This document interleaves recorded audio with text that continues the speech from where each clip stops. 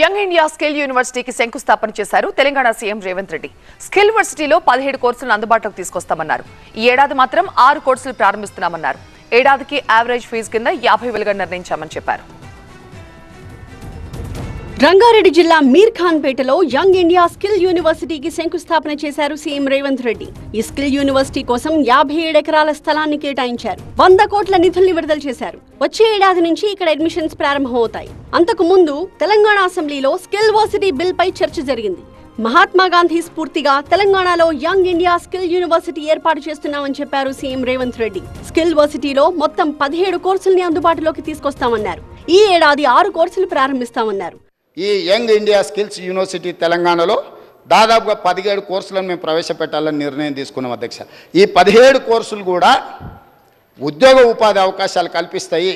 సంవత్సరానికి on and యావరేజ్గా పిల్లలకు 50,000 రూపాయలు మాత్రమే ఫీజు ఇచ్చేటట్టు, అంటే ప్రతి పేదవాడి పిల్లలు చదువుకునే విధంగా ఐఎస్బి లాగానో ఇతర కార్పొరేట్ యూనివర్సిటీల లాగానో ఎక్కువ ఫీజులు తీసుకోదలుచుకోలేదు అధ్యక్ష.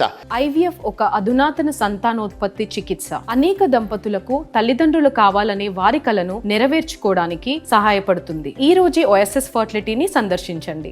ఈ ఫీజులు కూడా అవసరమైతే రాష్ట్ర ప్రభుత్వం ఫీజు రియంబర్స్మెంట్ ద్వారా ఎస్సీ, ఎస్టీ, ఓబీసీ, మైనారిటీ పిల్లలకు ప్రభుత్వం ఫీజులు చెల్లించి ఉచితంగా వాళ్ళకు శిక్షణనిచ్చి వాళ్ళకు హాస్టల్ వసతులు కల్పించి వాళ్ళను తయారు చేయాలి నిపుణులుగా అని మా ఆలోచన అధ్యక్ష. తెలంగాణ నిరుద్యోగ యువత కోసం ప్రభుత్వం స్కిల్ యూనివర్సిటీని ఏర్పాటు చేస్తోందన్నారు మంత్రి శ్రీధర్ బాబు. స్కిల్ యూనివర్సిటీ కోసం శాశ్వత క్యాంపస్ ని ఏర్పాటు చేయబోతున్నామన్నారు.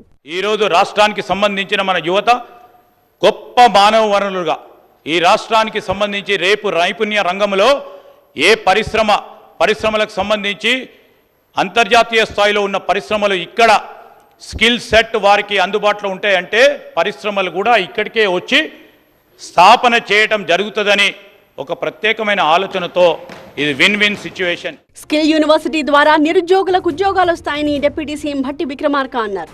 అందరి సలహాలు సూచనలు తీసుకున్నామన్నారు. అందరికీ మేలు జరిగేలా స్కిల్ యూనివర్సిటీ ఉంటుందని వివరించారు. గతంలో కొంతమంది వ్యక్తుల కోసమే ప్రైవేట్ యూనివర్సిటీని తీసుకొచ్చారని విమర్శించారు.